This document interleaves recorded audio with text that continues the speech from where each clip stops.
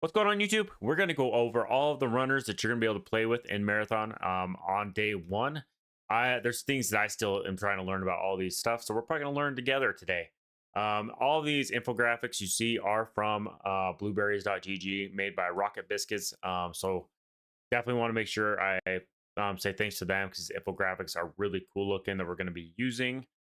So let's jump into it. All right, to start this off, we're gonna go with Vandal. She is all about movement. Let's start off. Her prime ability is her like main ability. You can't use that prime ability too often. It overcharges her movement system, so she can run faster, slide further, stuff like that. Then she has her tactical, which is called the Disrupt Cannon, where she powers up her hand like a cannon in her hand. She shoots it where she can knock people out of cover as well. You can shoot it at the ground. I saw some really cool clips over the weekend. People shooting at the ground to try to get up high on buildings or just like good rotations and stuff like that. So you can really utilize that to your advantage. Then next you got micro jets, where it's like a double jump. So whatever. So she can jump twice, get up higher places.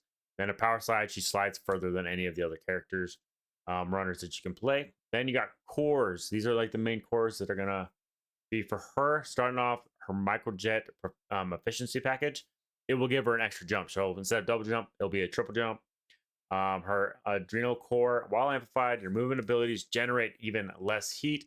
Using a cardio kick extends and amplifies duration. Okay.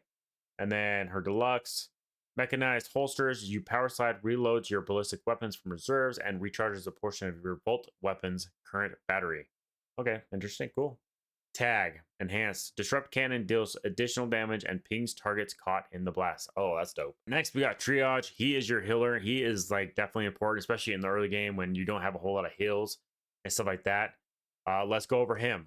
Prime is called reboot. Ready your shell's emergency defibrillator system. You have like power up his hands, and then he can lock on to teammates and stuff like that and heal them. He can actually heal both teammates at once as long as they're close together, which is pretty dope. And then we got Medrone, which is a little buddy. He can throw at you. He can throw one on himself too. That will constantly heal you and stuff like that. It will obviously deplete over time, and that which is pretty cool. So that's why it's very important. And also, okay, shareware. This is the next one. Traits. So benefits from the medical consumables. So anything if you take in a consumable, and your teammates have that drone on them, they get the benefits of that as well, which is freaking cool. Then we got battery overcharge, divert energy from the cooling system to boost the performance of your weapons at the cost of generating additional heat. While active, breaking a target's shield with a volt weapon EMPs them. That's cool. I never even use that. There's things I didn't even know. I'm learning some stuff. All right, so let's go over the cores. Samaritan, sharing a consumable with your shareware at .xe whatever x reduces the cooldown of your next med drone. Dope. Superior, no good deed. You receive a burst of healing when your med drone attaches to a crew member. Oh, that's cool. Electron recaptures sinks while your battery overcharges is active. Defeating a hostile or downing a runner with a bolt weapon instantly restores a portion of the weapon's charge. Cool. Okay, and then high voltage. Defeating hostiles affected by EMP reduces the cooldown of your next battery overcharge. All right. See, that's gonna be a fun one. He's definitely nice. All right, move on. Let's go. And we got Thief. She was not a part of the Server Slam, so I am definitely gonna be learning everything about her. I just know she. Let's just start because there's things I know about her. Pickpocket drone. This is like you pretty much have a little drone you can fly around and you can actually steal items from other runners, which is insane. So let's see. Deploy a remote piloted flying drone with a limited lifespan. While piloting the drone, fire a hooked tether that can eject the highest value item. Also, it's just the highest value item from a target's inventory. Collect and store loose. Okay. Loot. Oh, collect and store loose loot and open doors. Ew. Okay. Exit the drone and return to your shell. Okay, so it just grabs the highest valued item from them, not necessarily you can pick, which is okay, cool. Then we got the grapple. Okay, so you can grapple, which is dope. So this is how she's gonna have her movement to be able to get up on high places and stuff like that. So that's cool. X-ray visor. See, this one I don't know. Activate your visor, highlighting hostiles and containers in the color of most valuable item they're storing. Okay. Containers are revealed through walls, while hostiles require line of sight. Okay, that's good. So she doesn't have wall hacks necessarily. That's for recon because recon does have wall hacks if you're in a certain radius. While active, aiming at a hostile for a short time hacks their optics, disrupting their vision. Okay, cool. Then finer things gain increased weapon handling. Um, and accelerated grapple charge rate based on the number of items in your backpack. Oh yeah, that's what I heard. So the fuller her backpack is, the better. The more her everything charges and stuff, she can get her grapple back faster. That way, if your backpack's full, you can probably grapple around the map, get away fast, which is pretty cool. Okay, her cores. We got partner in crime. While not being piloted, your pickpocket drone periodically releases a pulse that pings nearby hostiles. Ooh, cool. Case the joint. Your X-ray visor has increased vision range. Cool. Hit and run. Striking a target with a melee or knife attack immediately after grappling hacks them and knocks random loot items. What? Dude, that's dope. That's messed up. That's dope. Okay. Items from their backpack. Okay. Greed is good when your backpack is completely full. Your sprint speed and slide distance are increased. Man, yeah. So with her, it's like you want to get your backpack full fast. I feel like because you're just your movement speed all your abilities to come back faster. Like that's crazy, dude. She's gonna be good. That's probably why she wasn't available. Maybe in the server slam. I don't know. All right, next up. All right, recon. This one is another one. I feel like people felt like you needed to have in a team, just because obviously you have assassin, which we'll get to. They can hide, go invisible. Recon can sniff them out. So let's start off. Prime Echo Pulse. Activate your shield's advanced detection system, releasing a series of sonar pulses that reveal the location of nearby hostiles. Tracker drone. Yeah, the Echo Pulse. Yeah, so it's just like a UAV, mini UAV, if they're in a certain radius. Tracker drone deploy a mechanized micro robot that tracks down nearby hostiles and explodes, overheating them if they're caught in a blast. Yeah, I definitely use that a lot, which is nice. They can't run very far if they get hit with that in that blast. I down a couple people with that as well. So that's pretty nice. Interrogation. When pinged by a hostile runner, you automatically receive a warning in your shell's HUD. Yeah, I didn't know this. This is new to me. Performing a finisher on a runner pings their crew. Oh, I didn't know that either. See, still learning some stuff. Stalker protocol. After breaking a target's shield, they leave behind a lingering holographic trail for a short time. Okay, yeah, that's cool. I've seen the footsteps and stuff like that. They try to run away. So that's nice. All right, now into the cores. We got early warning system. You receive an alert on your HUD when a hostile runner is nearby. So this is the prestige core. I don't know if I didn't really explain the cores. They have different colors to them. So prestige yellow is like the top tier like core. So then we got superior, the cluster payload.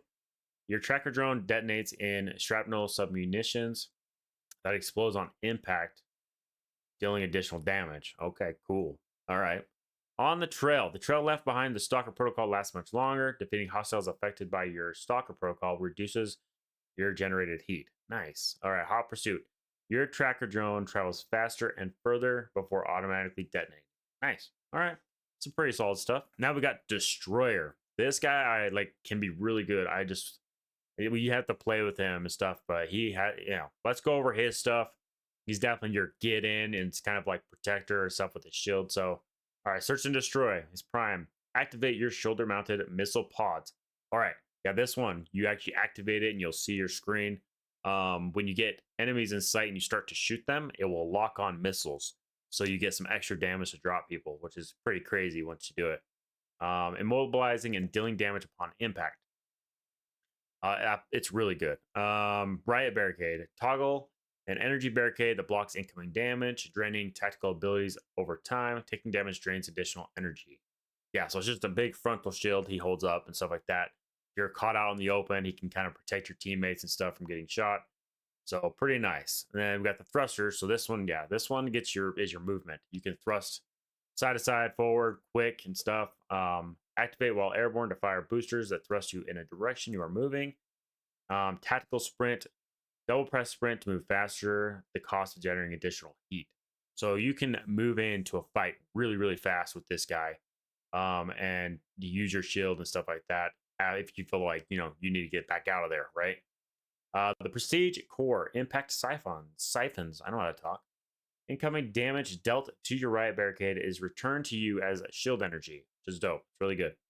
Bull Rush. Superior, your riot barricade does not passively drain your energy while you perform your tactical sprint. Cool. And then Deluxe Ankle Breaker. Your thruster generates less heat while a hostile is nearby. Okay, nice. Enhanced heavy ordnance defeating hostiles with explosive damage reduces the cooldown of your next search and destroy. All right, they have some pretty solid cores on these characters. They're definitely going to enhance how they work. All right. Then we got Assassin. So supposedly this was the most popular shell in the Server Slam, but it's expected because a lot of people probably try to play out solo, and to be able to go invisible in solos, it's going to be the most popular thing. So you can hide in corners and sneak up on people, or just try to hide in general and stuff. Especially if you're trying to exfil, you can just go invis and people can't find you and stuff. It's just really good. Plus the smoke screen, like the smoke and the stuff it can do, is just it's clutch to have on a team for revives and stuff like that. Let's go over. All right, it's Prime smoke screen.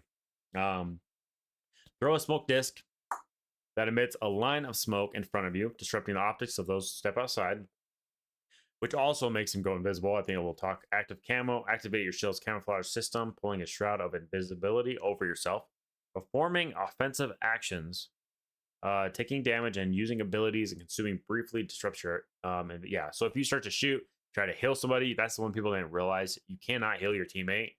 Invisible, it will take you out of it. So don't expect that that's going to save you. Shadow dive. This is a shadow dive. It's from Destiny. You're up a high rate, like a floor up, jump off. You'll shadow dive, hit the ground, and make you go invisible. And deploying a smoke field. Let's see. Shroud. Your shell automatically activates its camouflage system when you enter any smoke field, making you invisible. Cool. All right. Now it's cores. His cores. Let's go.